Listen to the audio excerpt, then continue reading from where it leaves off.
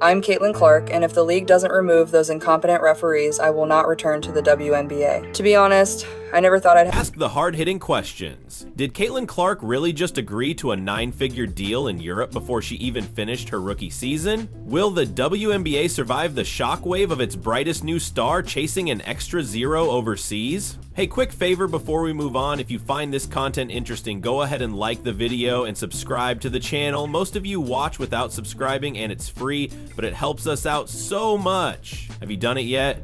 Thanks a ton for the support. Now, let's get back to the video. have to say something like this in public, but I can no longer stay silent. The WNBA is supposed to be a place built on competition, a stage where we showcase our basketball. Fans still buzzing from her historic Indiana Fever debut found themselves staring at their screens in disbelief when Clark's Instagram announcement dropped like a thunderclap. Rumors had swirled for weeks about a potential Europe deal, but no one expected the price tag to hit $100 million. Analysts scrambled to adjust their models, coaches shook their heads in wonder, and the WNBA front office called an emergency summit. Everywhere you turned, the conversation circled back to one question: what does this mean for the league's future? Basketball skills and fighting spirit. But right now the league is losing its most fundamental value, fairness. The repeated failures of the referees have made it unbearable. Word of Clark's decision spread faster than a full count press. Social media lit up with reactions ranging from awe to outrage. Some tweeted that Clark had sold out, chasing overseas dollars instead of staying loyal to the league she helped revive. Others hailed her as a pioneer, blazing a trail for future stars to secure financial freedom. Meanwhile, ticket sales soared as fans rushed to see her play, hoping to catch her electric style live before she jetted off abroad. Every game, we give it everything we've got, not just for ourselves and our teammates, but for the fans who support us. But when the referees ignore obvious injustices... Despite the frenzy, Clark's decision seemed almost inevitable once the numbers were laid bare. European clubs have long dangled lucrative offers to top talent, and Clark's combination of shooting prowess, court vision, and marketability made her the ultimate target. The Fever, fresh off their best season in years, scrambled to craft a counteroffer, but their purse strings couldn't match the allure of an extra zero. In boardrooms from Milan to Moscow, executives popped champagne when the deal finally closed. This is on the court. All our hard work becomes meaningless. Excessive physical contact and blatant fouls are being overlooked, while players who rely on unfair... Back home, the WNBA faced a reckoning. For years, players juggled off-season commitments overseas to supplement modest salaries. Clark's deal shattered the ceiling, making every other contract suddenly look like chump change. League officials met behind closed doors to discuss revenue sharing, marketing boosts, and potential rule changes to keep domestic fans engaged. The clock was ticking. Could the league turn this crisis into an opportunity to rewrite its own narrative? Fair tactics are allowed to continue unchecked. This is not only frustrating, it makes me question the future of the WNBA. If we can't ensure fairness in Beyond the balance sheets and board meetings, Clark's move spoke to a deeper shift in women's sports. She wasn't just chasing money, she was demanding respect. By leveraging her rookie status into unprecedented bargaining power, she challenged the notion that female athletes must choose between loyalty and livelihood. Her actions sent a clear message: talent has value, and athletes will seize every chance to secure their future, regardless of tradition or expectation. every game. What's the point of all our efforts? I respect every opponent I face, but I cannot tolerate behavior that undermines the integrity of the game, especially when referees... From the stands of Gainbridge Fieldhouse to the packed arenas of Europe, Clark's influence grew with every shot. Her signature pull-up three-player became the stuff of instant replay lore, a single motion that encapsulated her fearless style. Teammates credited her competitive fire, opponents admitted frustration at containing her, and scouts mused about building entire offenses around her skill set. Even in a league rich with stars, Clark carved her own orbit. refuse to take action. If the WNBA continues to tolerate these derelictions of duty... When the deal was announced, Fever Pitch turned into full immersion. Merchandise bearing Clark's name sold out within hours, with Fever jerseys trailing only behind her Iowa Hawkeyes memorabilia. Broadcast partners reported record-breaking viewership for every game she touched. Sponsors clamored for ad slots during her press conferences, and local businesses saw revenue spikes on game nights. The economic ripple effect proved that Clark's value extended far beyond the hardwood. The delusional fan base disrespected the WNBA players by saying she's going to go in that league and tear it apart. Yet for all the excitement, skeptics warned of potential pitfalls. Would Clark's European games clash with her WNBA schedule? Could the grueling travel lead to burnout or injury? Some whispered that her loyalty lay elsewhere, fearing she might prioritize overseas commitments if national team duties called. The Fever's coaching staff privately planned contingency rotations, bracing for days when their star might be too jet-lagged to shine on home turf. Clark herself remained unflappable, handling every question with her trademark poise. She described the deal as a once-in-a-lifetime opportunity to grow as a player, experience new cultures, and secure her family's future. She reassured fans that the WNBA would always be her home, promising to return each season with renewed passion. Yet beneath her calm exterior, no one doubted the gravity of her choice. The WNBA's response unfolded in real time. League offices issued statements praising Clark's ambition while announcing new initiatives to boost domestic salaries and mental health resources. A task force formed to explore revenue streams, including television rights and expanded sponsorship packages.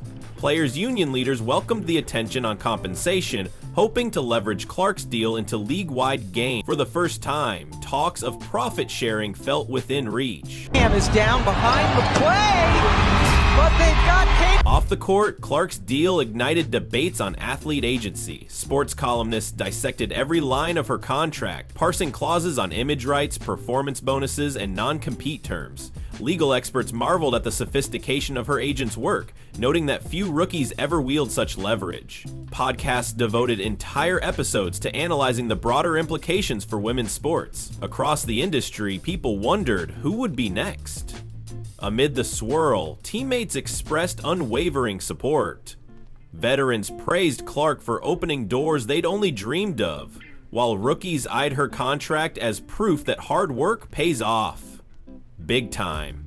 The locker room camaraderie remained intact even as the economic stakes skyrocketed. Together, they embraced the challenge of redefining what a WNBA career could look like, fueled by a rookie who refused to settle for the status quo.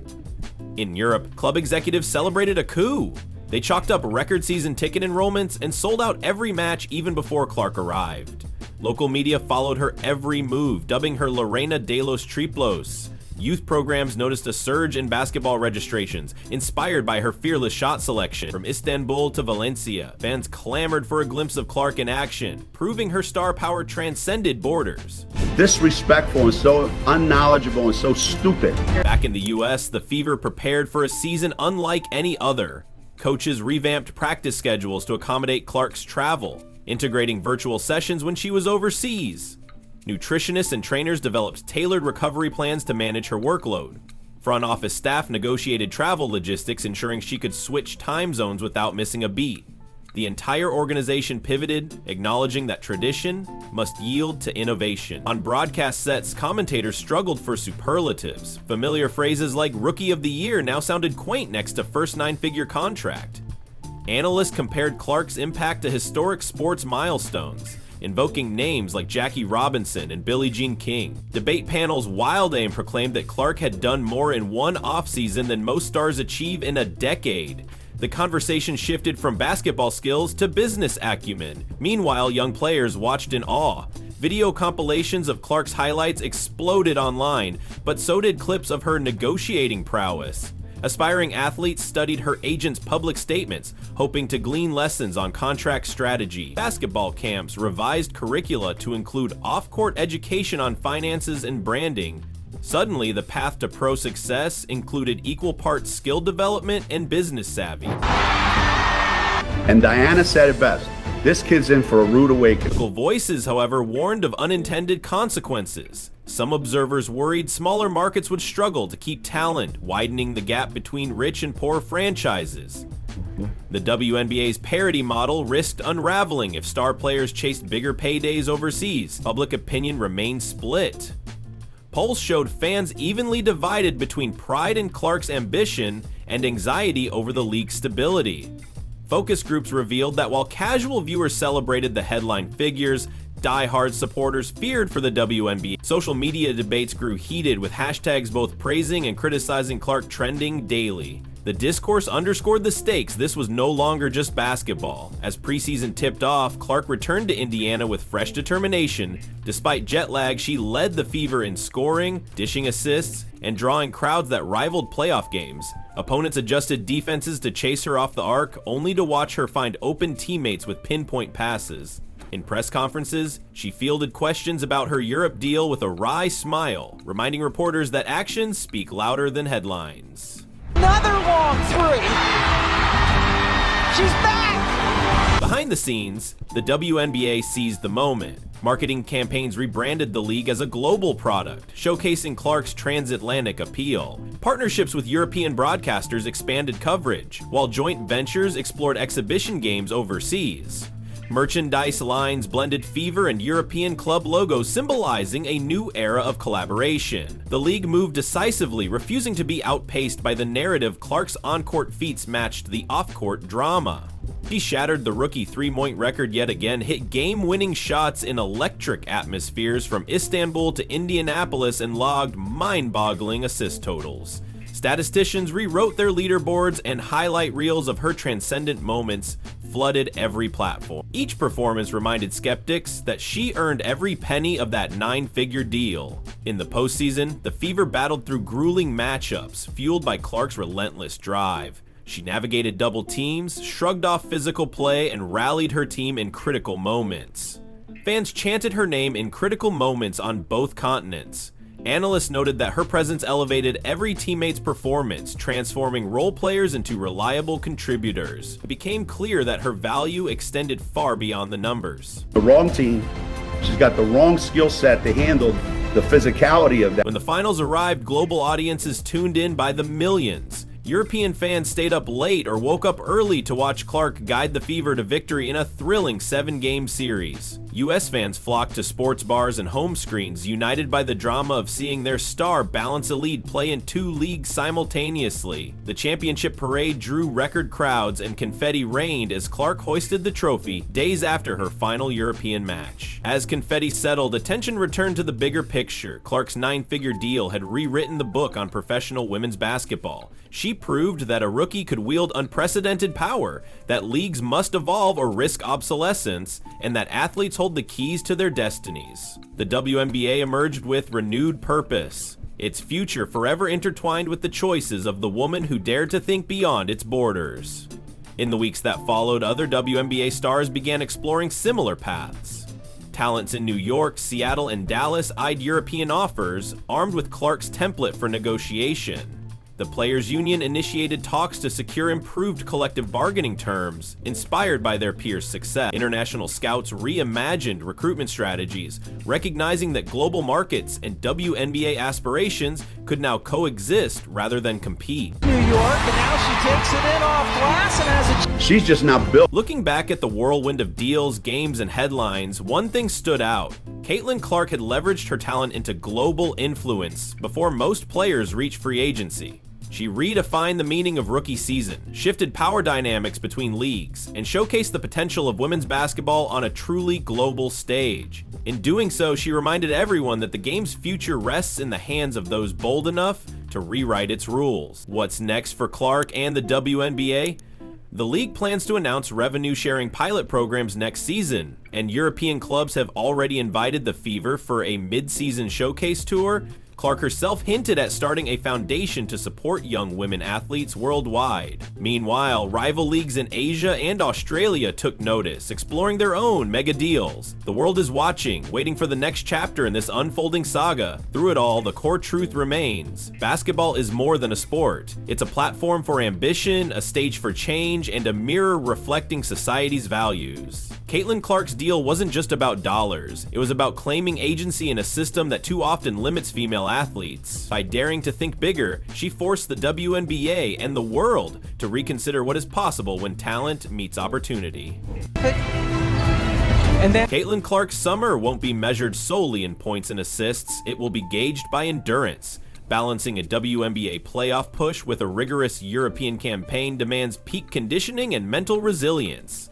Imagine jetting from Indianapolis to Istanbul, waking up for morning shoot-arounds before scrambling to afternoon interviews in a foreign tongue. Each Euro-centuried press conference chips away at recovery time, and every extra flight leg adds miles to the odometer and fatigue to the muscles. If Clark can sustain elite performance through that crucible, she'll prove that modern athletes can conquer dual seasons without sacrificing excellence. Caitlin, I saw you having a long conversation with the official. Walk me through your perspective on the flagrant foul. What was the point you were trying to... The financial ripple effects of Clark's deal extend far beyond her bank account. By commanding a 9-figure contract before age 23, she resets the baseline for rookie earning potential and emboldens agents to seek similar guarantees.